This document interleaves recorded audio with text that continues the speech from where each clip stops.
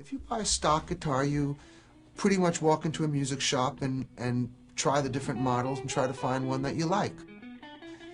If you go into a custom shop, you use your mind to find one you like. You dream up what you'd like and have it built. You can get into it as deeply as you like. How many winds you want the pickups to be, what you want the body to weigh, the density of the wood. You can get a clear, straight grain piece maybe you want, or bird's eye, or whatever it may be. And one guy is building that guitar for you on his bench. The Fender Custom Shop is like going to like a small luthier builder, only they're all under the umbrella and they have the resources available to them of Fender, and they're building Fender guitars.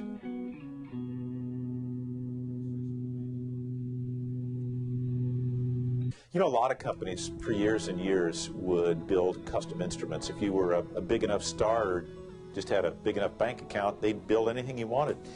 But Fender was one of the first of the modern companies to actually institute a custom shop. And the custom shop has a very interesting and important relationship to the general factory. On the one hand, it's the place where artists and other players can have instruments built to their individual specifications. Sometimes these instruments might combine features from production guitars. Sometimes these instruments are pretty wacky or whimsical. But the shop is also kind of a proving ground or a testing ground for the general factory. They get so much feedback from artists and ordinary players in the custom shop, and sometimes that feedback is passed along to the factory, and sometimes the ideas they gain there in the custom shop wind up on production guitars. The custom shop actually started to be talked about back in CBS era even. You know, we always felt there was a need for that because in research and development, myself and also the two model makers that worked with me always built custom guitars for artists. Not a lot, but you know, an artist would call and say, geez, I really like that guitar, but I want it bound and painted pink. Well, you know, we do that out of R&D as kind of a perk to our artists. When I first met John, it was in 1979, and I made my first visit, I guess, down to Fender. It was the second year of popularity of the cars, and it takes a couple of years for things to sort of catch up with you, and I was into the place where I wanted to investigate some nice new guitars, and we were both in our early 20s, and he was working under Freddie Tavares in the R&D department. And I always remember those days like that was the first custom shop, only they didn't know it was a custom shop. Well, then he left for a while, and for a couple of years, and came back to it. And I guess around 82 is when the vintage reissues started appearing. And that was great for me because that created sort of a base model that I could use to jump off from. Now they were making 57 and 62 type Strats and 54 type Tellys. So John, as long as you're making a 52 Telly in butterscotch with a black pickguard, can you make me a 57 one in Fiesta Red with a single layer white pickguard? Well, I don't see why we can't do that. We've got the Fiesta paint from the 62 Strats, and we've got single layer white plastic from the 57 Strats. We can cut it out in the Telly custom shop starts. We hand built all the guitars that we did. In fact, it took us 6 months just to get the shop set up.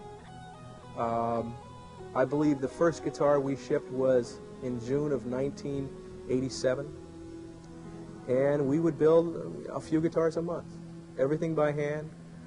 Used a lot of the old tooling that we had left over from Fullerton, the old, you know, steel pin router plates and everything else. Hand fretting all the guitars, hand shaping the necks, selecting our own woods, buying in special woods out of, you know, woodchuck guys that come by in their pickup trucks and, you know, bring a couple pieces of wood down from up north and we'd buy them. So yeah, it's just started with the two of us with a real dinky little shop right in the middle of the factory.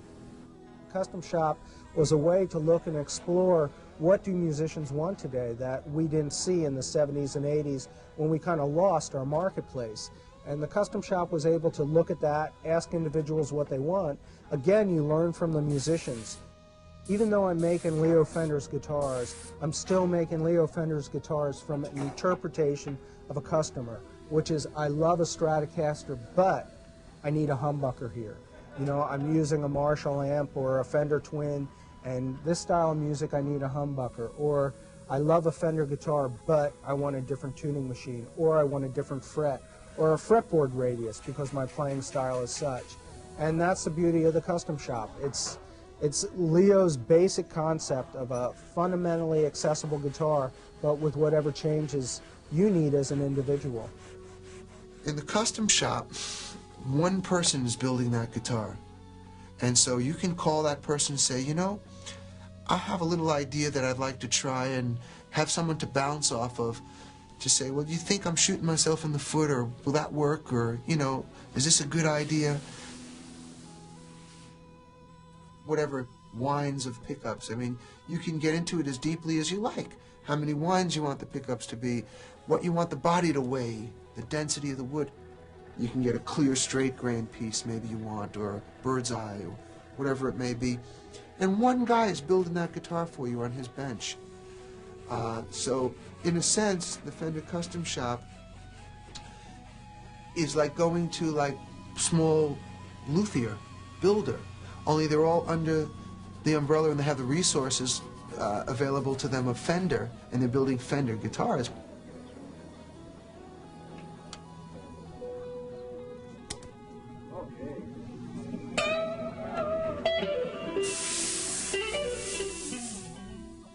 Ultimately, the guitar is going to speak for itself by the way it looks and the way that it feels. Well, we go through an interview system when somebody orders a guitar. I gotta have that. And try to take what we consider artistic and manufacturing values and put it into player's values. And it's a silver sparkle strap. The entire guitar is silver sparkle, front, back of the neck, everything. And it's perfect, and it's got a hollow F-hole cut out. And that's what's cool about a guy like Jay Black. You know, he builds things that are spot on perfect, and he also builds things that are like quirky and fun and entertaining, you know, and that's what's really cool.